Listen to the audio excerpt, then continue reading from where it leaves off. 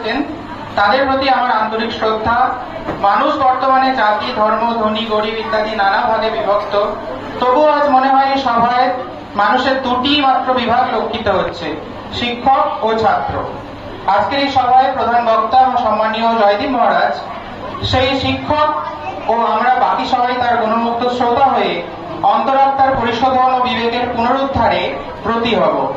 আর শিক্ষক শিক্ষার্থীর এই অনুপম সমাবেশে যে বেদমন্ত্র উচ্চারণ না করলেই নয়, সেটি এখন আমি উচ্চারণ করব। আশা রাখি এই মন্ত্রপাঠে উপস্থিত সকলে আধ্যাত্মিক, আদিভৌতিক ও আদিদৈবিক শান্তি লাভ করবে।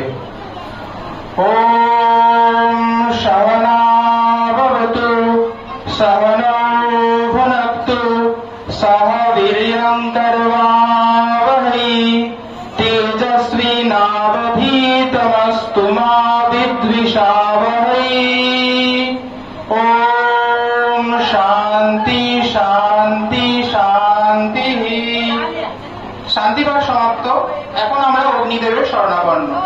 বহু প্রাচীন, সুপ্রাচীন বৈদিক যুগ থেকে যে কোনো শুভ অনুষ্ঠানের প্রারম্ভে অগ্নিসূক্ত পাঠ করা হতো।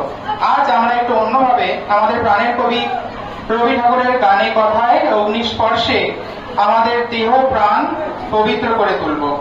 বিদ্যালয়ের মেয়েদের কণ্ঠে আমরা শুনবো আগুনের পরশমণি। সংস্কৃত ও বাংলা এই দুই ভাষায় গানটি পরিবেশিত হবে।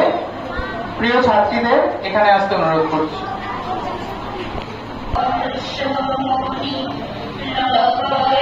প্রাণ